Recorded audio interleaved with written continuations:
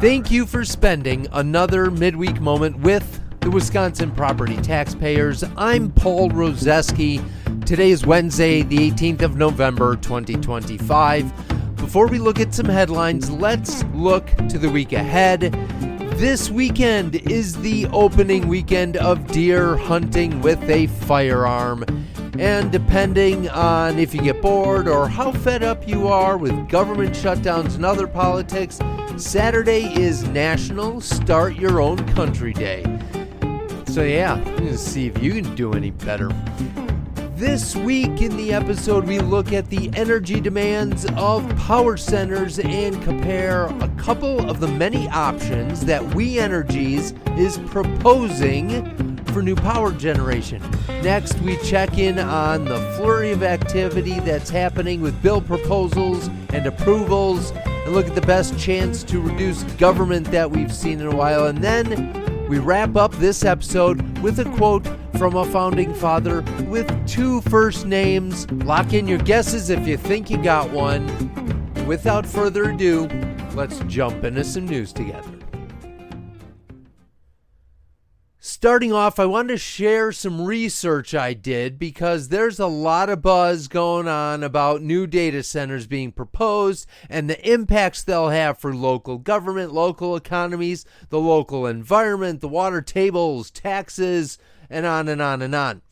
I did a quick look at energy impact because the fear is that existing ratepayers are going to be getting rate increases to help pay for the power plants that are being built to serve someone else's demand. Well, We Energies is proposing a plan where data center energy rates will be higher and that data centers will be responsible for 75% of the infrastructure costs that are going into scaling up energy that they need. So, another interesting tidbit is that We Energies is trying to quickly make this happen. They're proposing 9 different power generation plants. Now, I compared 2, and I found this interesting.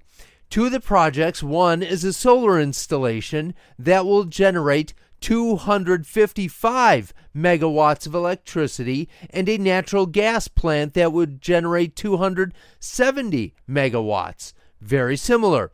The cost for each in millions of dollars for the solar project would be $567 million and the natural gas plant would be $564 million.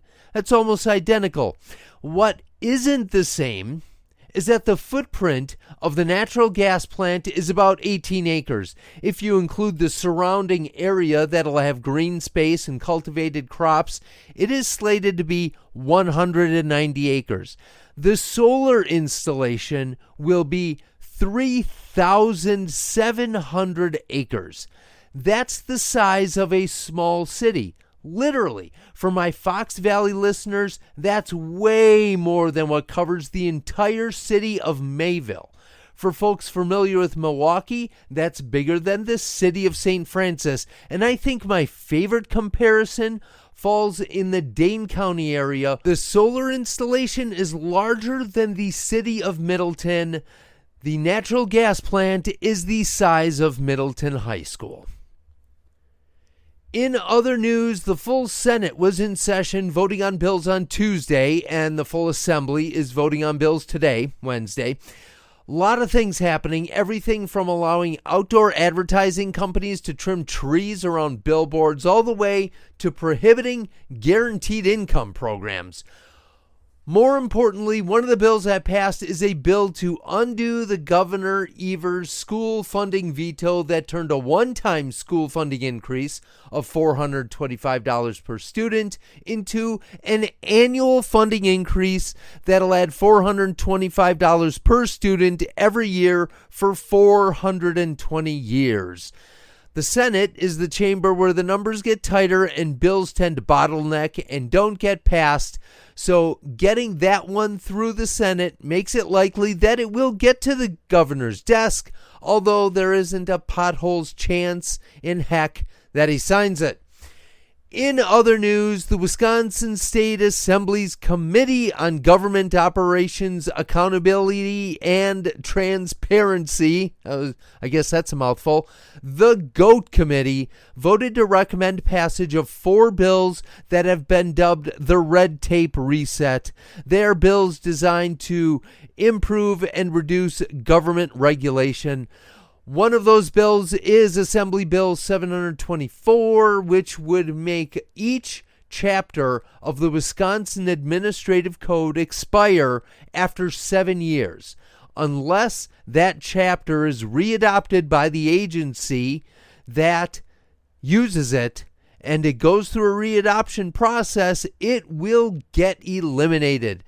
Music to my ears, re-scrutinizing bureaucracy and cutting the fat.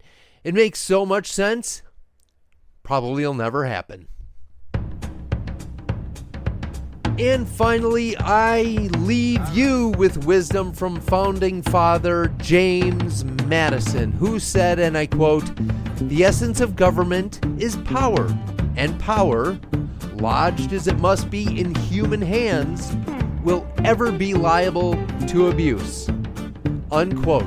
And that is why we must always be vigilant. Have a great second half of your week, and as always, thanks for listening. Wisconsin Property Taxpayers Inc. is a nonpartisan membership organization consisting of thousands of small business, farm, and homeowner members in every corner of the state.